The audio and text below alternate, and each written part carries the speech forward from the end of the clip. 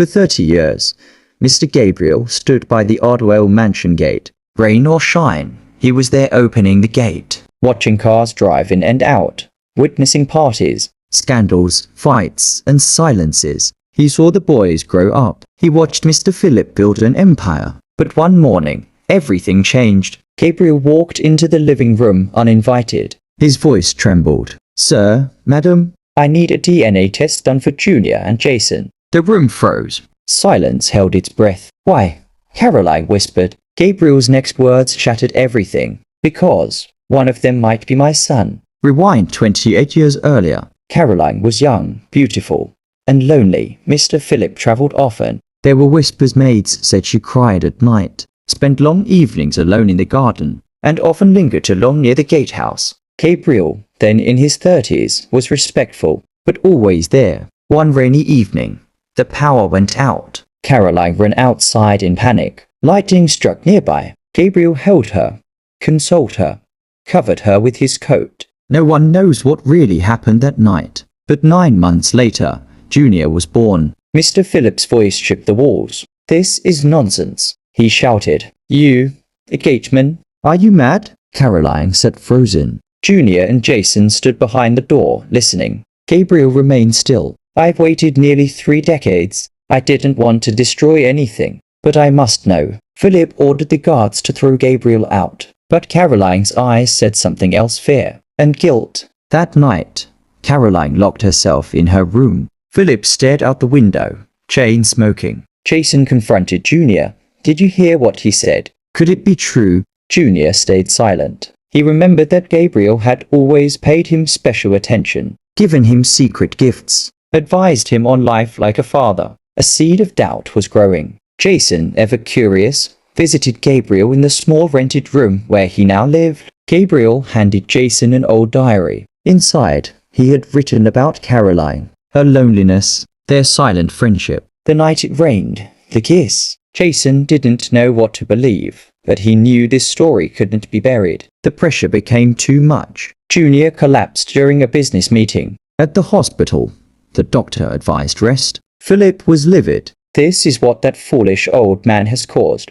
But Caroline sat by Junior's side, holding his hand, whispering prayers and guilt. Jason took matters into his own hands. He collected DNA samples, hair from Gabriel's comb, a used napkin from Junior. He paid for a private test. He waited days. Then the results came back. Positive. Gabriel was Junior's father. Jason told Junior the truth. Junior cried like a baby. "I've been living a lie," he said. "Everything I thought I knew shattered." Jason said, "It doesn't change who you are. It just means we both deserve the truth." Jason confronted their mother. Caroline finally broke down. "It was one time. I was scared. I was lonely." She admitted the truth. Junior was Gabriel's son. Philip overheard everything. Philip called a family meeting. He announced the results. He disowned Junior. "You're not my son," he said coldly. "You're the Gateman's bastard." Caroline begged. Jason fought. But Philip was done. Junior left the mansion that night. No money,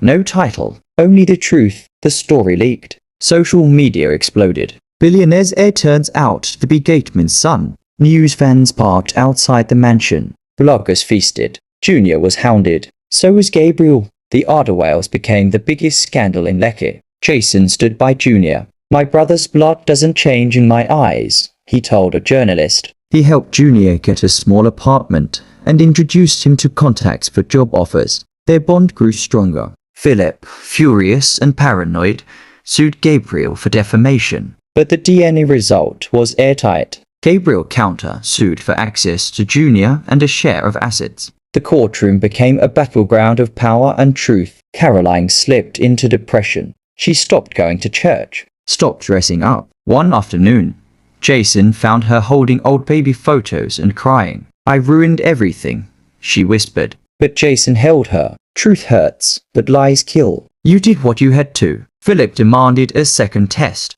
Under court order, another test was done. Same result.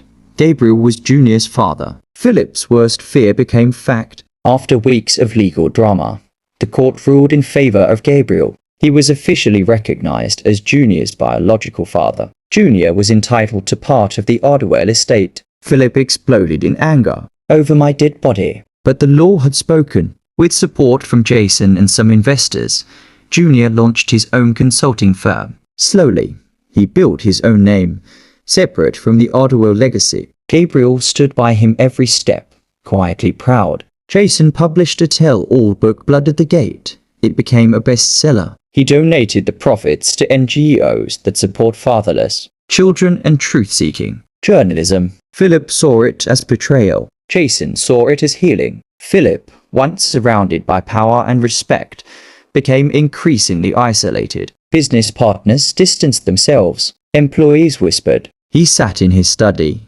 watching old home videos, haunted by what he lost. Caroline began working with young mothers at a women's shelter. She opened up about her mistake, her pain, her healing. Her story helped others heal too, and slowly, her smile returned. Philip, in a rare moment of clarity, called his lawyer. He rewrote his will. Jason would inherit everything. Junior's name was not mentioned, not out of hate but because Philip could never face the guilt. Junior agreed to a tell-all interview. In it, he said, "I don't hate my father. I pity him. Truth broke us, but lies built the house we lived in." The interview garnered millions of views. People cried. Some called it the most human story they'd heard. Gabriel passed away quietly in his sleep. Junior paid for everything. Jason delivered the eulogy. Caroline wept. Even Philip came, standing in the shadows, but no one acknowledged him. Junior and Jason launched the Foundation of Truth, offering DNA test access to low-income families.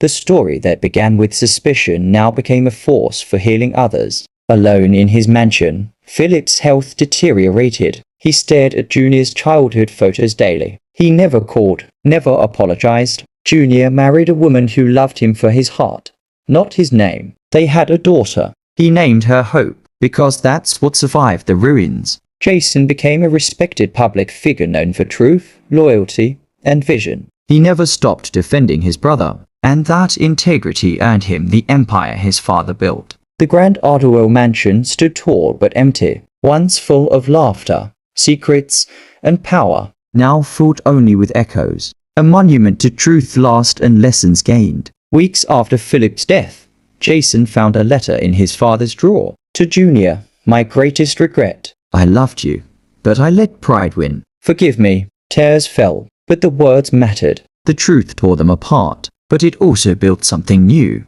Out of scandal came strength. Out of shame, healing. And out of one man's bold question came freedom. So next time you see a gate, remember, behind it, a whole world may be waiting to be set free.